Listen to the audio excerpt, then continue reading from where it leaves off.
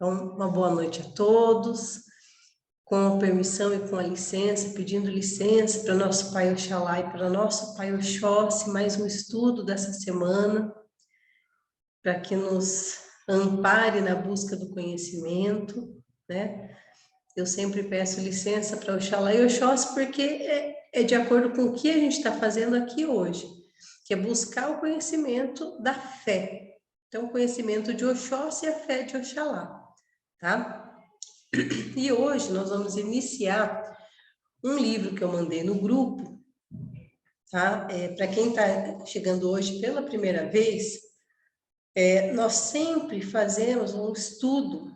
A gente trata de assuntos, claro, outros, né, no meio, né, dos estudos, mas a gente sempre pega algum livro base, né? A gente está na obra do Rubens Saraceni, porque é uma obra muito didática. Eu até já expliquei para vocês por que eu escolhi sempre o Rubens Saraceni para estudar, porque assim são obras que têm um conhecimento mais aprofundado e muitos livros muito didáticos, são livros bons de entender. Só que a gente tem que traduzir. Por que traduzir? Porque os livros que a gente leu até então, vários deles não são tão complexos, tá? A maioria das coisas. Mas esse livro é um livro um pouco diferente. Quem começou a ler, eu vou saber rapidinho, porque quem começou a ler provavelmente parou nas 5 primeiras, 10 primeiras páginas, porque já deu nó na cabeça e já parou de ler. Então, se ninguém falou nada, é porque ninguém leu. Vocês pegarem esse livro para ler, gente, ai, Jesus amado, dá um nó na cabeça, porque é muito filosófico, é muito abstrato, a gente fica doidinho. Então, é preciso adaptar os conhecimentos desse livro, adaptar para quê? Para que chegue, não adianta nada você ter um livro maravilhoso, com conhecimentos maravilhosos, e que a gente não consegue entender nada, foge do objetivo. Então, o que a gente procura fazer no estudo é transformar o conhecimento desses livros em acessível, ou seja, de mais fácil compreensão para todos, tá? E esse livro fala, hoje nós vamos iniciar esse livro, que é o livro de Exu. Mas nós já lemos um outro livro de Exu, né? Tem um outro livro do Rubens Saraceni, que é Exu, o Mistério Revelado. Esse é Orixá Exu, fundamentação do mistério Exu na Umbanda. Então, ele trata dos fundamentos de Exu na visão da Umbanda, tá? E a gente tem que deixar bem claro que é na visão da Umbanda, porque Exu também é pertencente aos cultos de nação, que não tem nada a ver com Umbanda, eles cultuam Exu de uma forma diferente, Exu tem outras atribuições, é uma série de peculiaridades nos cultos de nação, né, principalmente no candomblé, com relação de Exu. Na Umbanda, Exu, nós recebemos falangeiros de Exu, guardiões de Exu. Nós incorporamos entidades que são denominados Exu. Mas o que eu vou tratar aqui agora, depois a gente vai falar disso também. Mas o que eu vou falar, olha só que bacana. A gente escuta tanto falar, Exu não é o diabo, Exu não é o diabo, Exu não é o diabo. Mas que raio que é Exu, então? Porque eu já, olha, não é o diabo, mas tem chifre e tem rabo, então, que trem é esse, né? Então, não tem. Tem, gente, para com isso. Não vamos romantizar Exu. O seu aspecto físico, que se mostra para médiuns videntes dentro dos terreiros, às vezes tem um aspecto muito chocante, uma aparência muito chocante, tá? Isso não quer dizer, né, que tem alguma coisa com aquele diabo que pintaram, né? Quem pariu Mateus que o embale. Quem pariu o diabo foi a Igreja Católica, foi a cultura judaico-cristã. Não foi a Umbanda, não foi o Candomblé. Nós não tratamos de diabo, né? Mas então, para começar a falar de Exu, a primeira página do livro fala de Deus. Por quê? Porque Exu, o mistério Exu, a manifestação Exu, eu não estou falando hoje de entidade. Eu não vou falar de entidade de ninguém. Eu vou falar do orixá Exu, da força Exu inicial na criação. Por quê? Porque tem outros livros, tá? Tem um livro do Rubens Saraceni que se chama Lendas da Criação, que fala da origem do universo, tá? E esses conceitos que a gente vai tratar hoje, eles são tão abstratos, são tão difíceis de compreender, que muitos usam de lendas para a gente conseguir visualizar lendas, metáforas. Como, gente, a Bíblia usa um monte de metáfora, um monte de coisa lendária para tentar explicar a criação, porque é uma coisa muito incompreensível para a nossa mente humana limitada. Entende? Então, a gente vai recorrer a metáforas, lendas, né? Para tentar visualizar, entender a ideia, pelo menos, tá? Vamos pensar o seguinte. O Criador, Olorum, Deus, Tupã, Zambi, seja o nome que quer dar, a gente chama de Olorum por quê? Porque Olorum é da mesma língua que originou o termo orixá. Então, se eu uso o termo orixá para falar das minhas divindades, eu uso o termo Olorum, que é o criador das divindades. Não só o termo correto. Mas em outras nações, se usa para falar de Deus o nome Zambi, né? A cultura indígena nossa aqui trata Deus como Tupã, né? O nome que se dá ao Criador, mas é o Criador, a origem de tudo. Então, Deus, ele é não vou falar ser, porque ele não é um ser, mas ele é algo mental. Imaginem da forma mais abstrata possível. E Deus tem o seu interior e o seu exterior. No princípio, Deus estava fechado em si mesmo. Era só a parte interna de Deus que existia. E esse mistério para nós é fechado, nós não sabemos como ele é. Tá? Mas, depois quando Deus idealizou, vamos tentar imaginar, tá, gente? É só tentar. Quando Deus pensou em criar o universo, ele pensou criar um universo, ele sendo um ser mental, não havia nada fora dele, tá? No início era só esse estado mental de Deus que tinha tudo, tá? Fora disso, nada existia. Logo, tudo estava no interior de Deus e nada fora dele. Esse era o estado original da criação. E quando o Olorum pensou o estado, o lado de fora, ele pensou em forma de uma intenção. Ele intencionou. Vamos pensar. Vou devagar. Essa é a primeira página, tá, gente? Já estou perdida. Madrinha professora, cadê o Edmar? Já estou perdida. Ó, Deus e nós, vamos pensar em nós, vamos tentar aproximar a imagem de Deus, né, a nossa semelhança, porque ele não é, né, nós não somos igual a ele, nós temos que imaginar como se fosse uma pessoa. Antes da gente fazer qualquer coisa, a gente sempre intenciona, mesmo que seja por uma fração de segundos. Antes de agir, antes da ação, vem a intenção. E essa intenção, tá? Essa intenção só foi possível porque não tinha nada fora de Deus.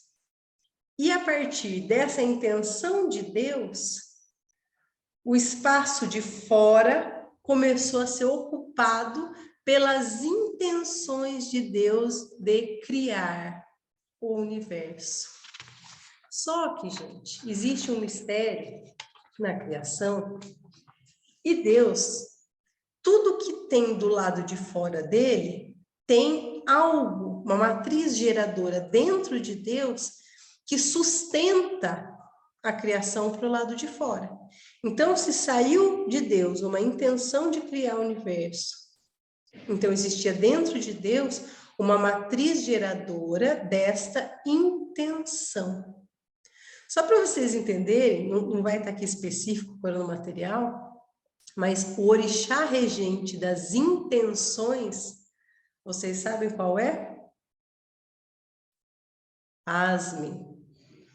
Vocês nunca irão adivinhar. Eu já falei disso nessa aula. Quem é mais velho aí tinha que saber. O orixá regente das intenções é Exu Mirim. Ele rege as intenções. Por isso que tem até algumas lendas em que Exu Mirim contesta Exu. Exu Mirim fala, você não foi o primeiro da criação fui eu, porque antes de Deus criar o espaço de fora, ele teve a intenção de criar o espaço de fora. E o espaço de fora, e a intenção sou eu, Exu Mirim. Então, seria um mistério além ainda, tá? Só que primeiro, gente, para criar o lado de fora de Deus, ele não tinha nada. Então, ele pensou em primeiro, tá? Em criar o vazio. Por que o vazio? Porque o vazio é aonde se preenche. Não existia nada. Nós estamos falando da criação do universo, tá, gente? Abstrai aí na cabeça ao máximo. Deus estava fechado em si mesmo, intencionou primeiro o exterior, e esse exterior foi primeiramente preenchido não, ele foi criado o vazio. Por quê? Porque se eu não criar o vazio primeiro, eu não tenho espaço, eu não tenho aonde pôr, onde preencher. Quem é o orixá do vazio? É Exu. Por isso que Exu é o primeiro orixá da criação. Ele é a primeira intenção de Deus Criador, quando cria primeiro um vazio para ser preenchido, porque o vazio é algo que precisa ser preenchido. Para ser preenchido, por quê? Pelo espaço. Quem é o espaço? É Oxalá. Oxalá é o orixá, é o mistério regente do espaço. Qual espaço? Todo espaço da criação. Entende por que Exu precede Oxalá? Porque para Deus criar um espaço, ele precisou antes criar um vazio na criação, para que esse vazio pudesse ser preenchido com o espaço.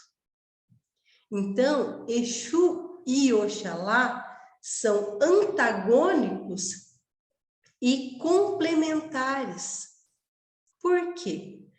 Porque o vazio, sem o vazio, eu não tenho espaço. O espaço não tem aonde preencher, aonde assentar. Entende? E o vazio por si só é vazio. Então, ele precisa desse preenchimento de Oxalá. Então, Exu e Oxalá são os mistérios, não são antagônicos, eles não brigam entre si, mas eles se completam em termos de existência. E o espaço de Oxalá é o espaço infinito, tão infinito quanto a criação. Então, qual que é o espaço de Oxalá? Tudo, do que tem agora e do que será criado depois. Tudo vai ser contido no espaço de Oxalá, que é infinito, que está contido no vazio de Exu, que é também infinito como o espaço. Entende? Olha que filosófico. E a gente tem tantas teorias, tanto estudo, gente, sobre a origem do universo, e o Big Bang, na verdade, que é a teoria mais aceita, né, não contradizem nada isso que a gente está falando. O que o que o Rubens Saraceni veio com esse conhecimento, ele veio só explicar com o olhar dos orixás e daquilo que a gente entende como vibrações originais de Deus, que são os orixás, para a criação. Então, eu coloquei várias na apostilinha. Essa apostilinha que eu passei para vocês é um resumo do livro, tá? Que fala, né, desse estado original, das intenções. Ele faz até um resuminho muito bacana ali no final. Vou até ler com vocês, vai explicando, mas eu estou resumindo para ficar um pouco mais compreensível, tá, gente? Que ele fala que no estado original não existia nada fora do Criador. Aí, a matriz geradora dentro de Deus exteriorizou as intenções de Olorum, que é Exu Mirim. Exu Mirim, então, é o orixá dos potenciais. As intenções são potenciais, são coisas que podem vir a acontecer, que são as nossas intenções, né? Ele dá esse resuminho, tá? E depois, eu ia ler tudo, mas eu não vou matar vocês, tá, gente? Não vou ler mesmo. Senão vocês vão matar eu hoje. Justo o primeiro dia, quem tá chegando novo aí já vai embora. Já fala, Deus me livre. Deu um nó, que estudo é esse? Que está estudando Exu e ele vem falar de Nossa Senhora, que é? Mas por que a gente está falando? Eu estou para vocês compreenderem a essência dos mistérios de Deus e para vocês entenderem que as lendas, elas têm a sua razão de ser e as lendas têm um fundamento muito mais profundo do que aquilo que a gente consegue visualizar, tá? Então, olha só, como Exu é o primogênito, né? É esse vazio que veio a ser preenchido pelo espaço de Oxalá, né? Todos os mitos, Nagô e Yorubá, trazem isso, só que com as palavras, gente, de acordo com o que eles podiam entender. Ó, Exu foi o primeiro que Deus criou, então se oferenda a ele primeiro. E não tinha que me explicar muito. Como é que eu ia explicar isso para uma tribo africana, séculos atrás, milênios até, porque há quem diga que isso é milenar, né? Então, como é que eu ia explicar essa entidade, né? Dessa forma de vazio, né? E aí tem uma outra coisa muito bacana, além disso, aí tem aí também na apostila, é por isso que eu preciso oferendar Exu primeiro. Olha só, porque eu vou seguir a ordem que Deus seguiu na nossa criação.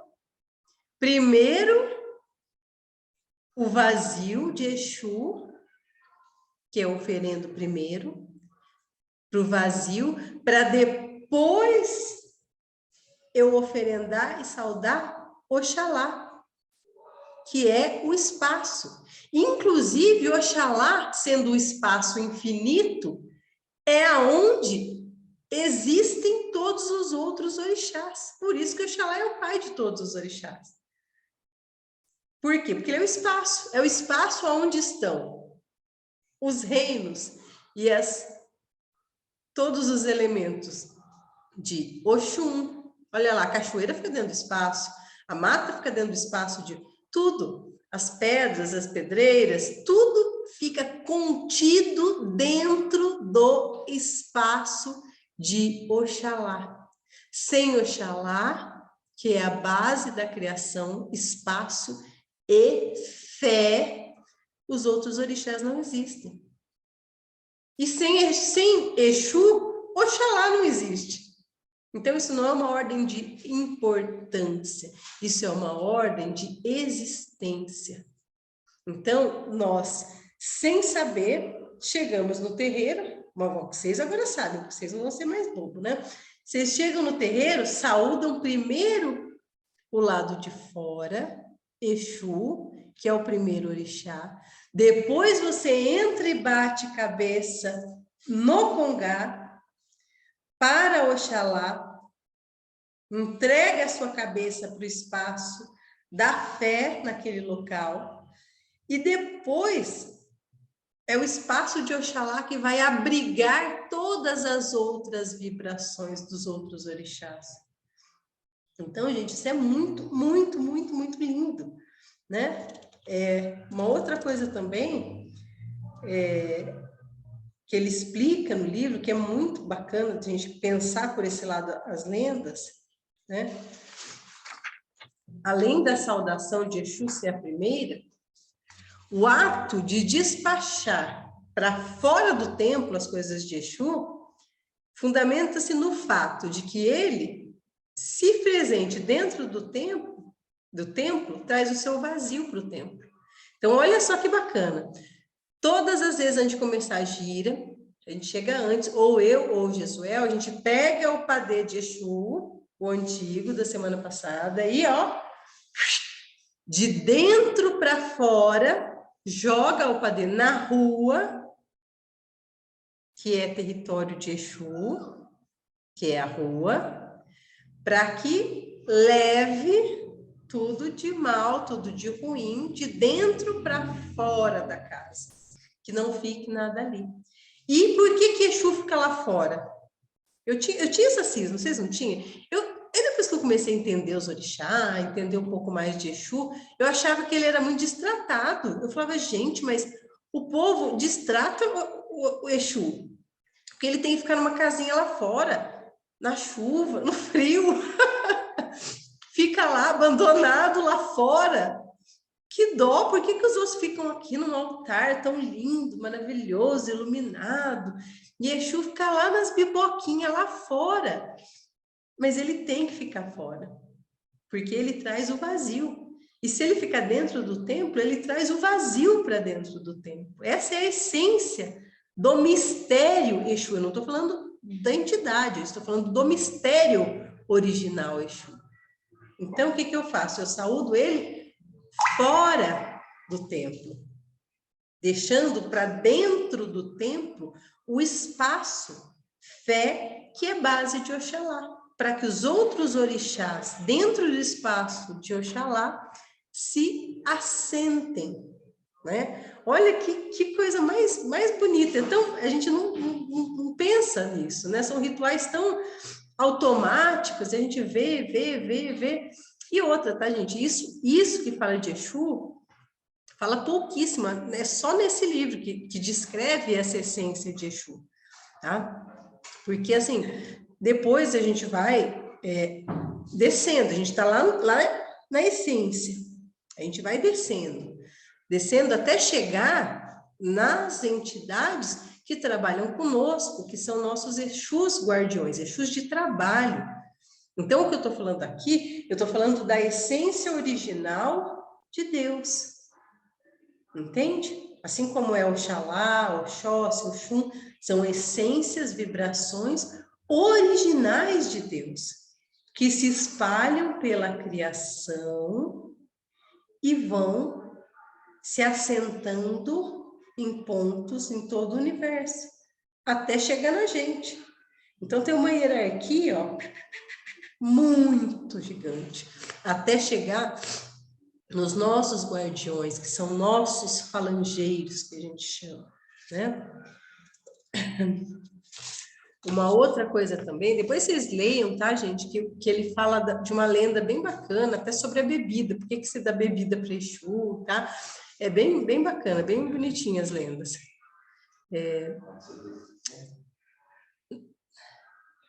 Aí ele finaliza assim, essa parte, ele fala assim, ó, na casa de Oxalá, que é o espaço, cabem todos os orixás, menos Exu. Por quê? Porque Exu é o vazio, né? E alguns outros ainda não nomeados. Ou seja, existem outros orixás que nós não conhecemos. E dentro da casa de Oxalá, que é o espaço, cabem os estados de quase todos os outros orixás. Muitos estados da criação. O ar, a terra, o fogo, a água, o éter, o amor, a ordem, o equilíbrio, a razão. Por isso que Oxalá é o rei dos orixás. Tá? Olha que coisa bacana da gente pensar sobre oferendar Exu primeiro. E todas as lendas da criação falam de Exu primeiro. Tá? Então, esse é um aspecto que a gente começa a entender. Aí são vários capítulos, até aí eu cheguei mais ou menos no 5º capítulo, tem um que fala só das lendas, eu não vou ler tudo aqui, que senão vai ficar muito maçante, tá? Depois vamos para as caracterizações, a gente vai chegar lá no esmiuçar, tá? As coisas de Exu. Mas eu queria aproveitar, como a aula hoje é um pouco densa, exige um raciocínio assim bem viajante, precisa estar com a cabeça bem abstraída. Eu queria aproveitar que tem bastante gente iniciando e explicar algumas coisas, porque foi dúvida de vários, tá, gente? Algumas dúvidas sobre as manifestações, as incorporações que aconteceram. Porque sábado, quando veio a gira de desenvolvimento, né? O pai Serafim pediu para que subissem todos que estavam lá cumprindo as luas e que fosse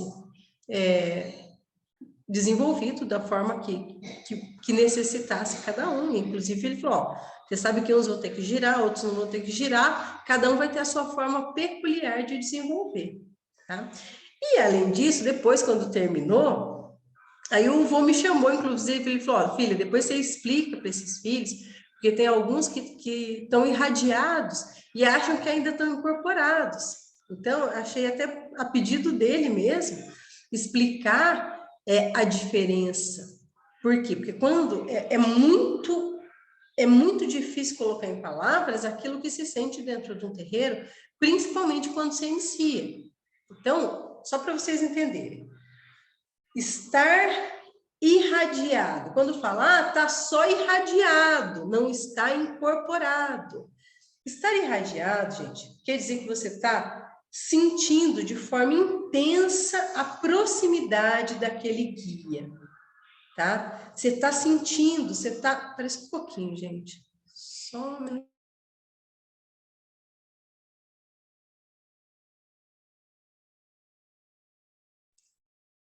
Estar irradiado quer dizer que você sente, sabe aquele negócio que todo médium sente? Que negócio? Você sente o negócio. Você sente que está perto, você sente aqui, você sente arrepiar, você sente um tremor, você sente uma pressão na cabeça, você sente N coisas. Mas você não está incorporado, você está irradiado.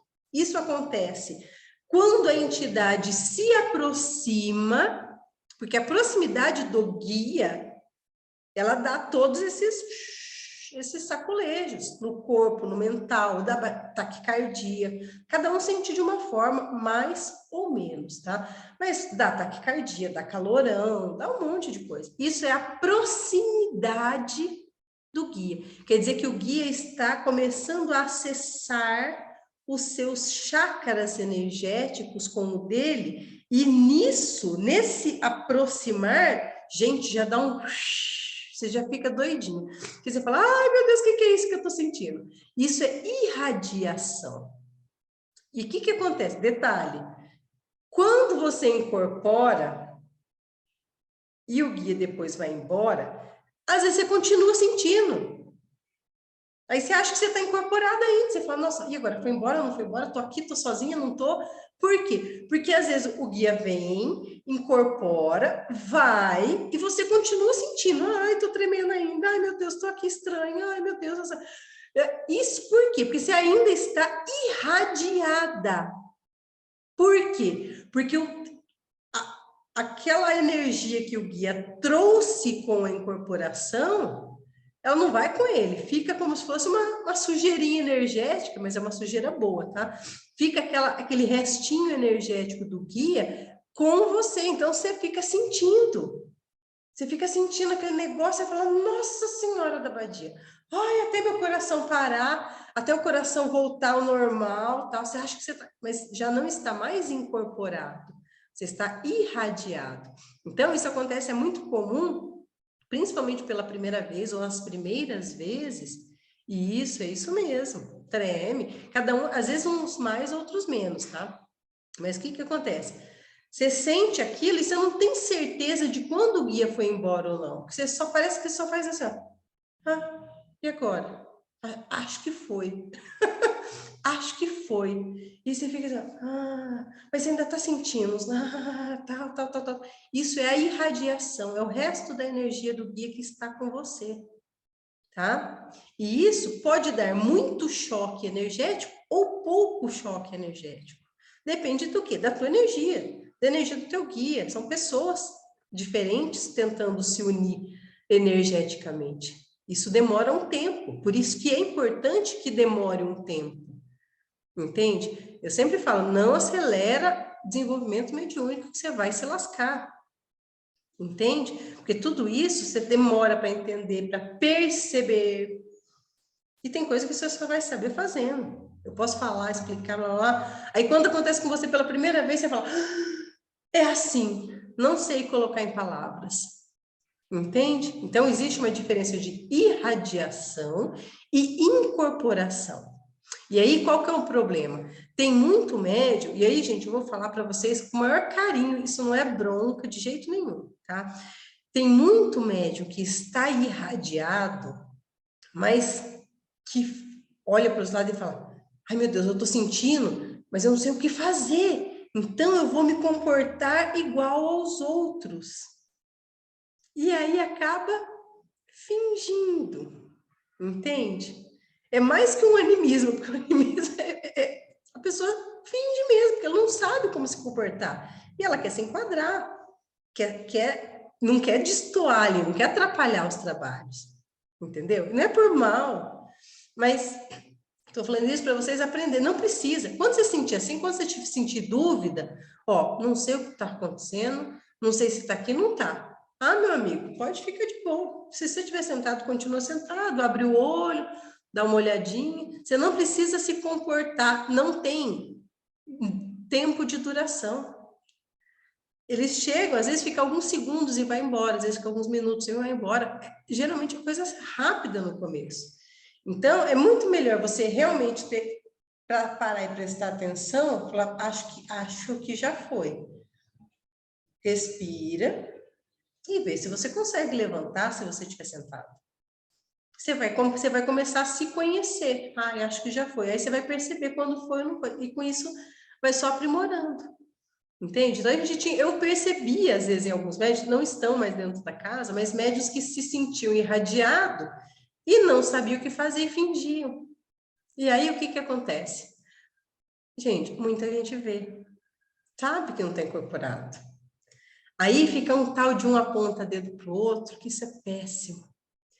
Péssimo. E hoje, talvez faz muito tempo que eu não olhei para casa, eu olhei e falei, nossa, acabou aquele clima de apontar dedo um para o outro. Nossa, como melhorou! Aí eu fui entender que isso, gente, é um hábito. E tinha alguns irmãos, infelizmente, que estavam ali, que tinham esse hábito de apontar o dedo para quem estava incorporando ou não. Isso é um hábito. E isso vira uma egrégora. O que é egrégora? Fica aquela sensação de que está todo mundo um apontando o dedo para o outro, quem está incorporado ou não. E essas pessoas saíram, não era só um, tá? Era mais de um. Essas pessoas saíram, o clima de apontamento de dedo diminuiu. Entende? Então a gente tem que cuidar muito do pensamento. Por isso que eu estou explicando para vocês, porque às vezes isso pode, principalmente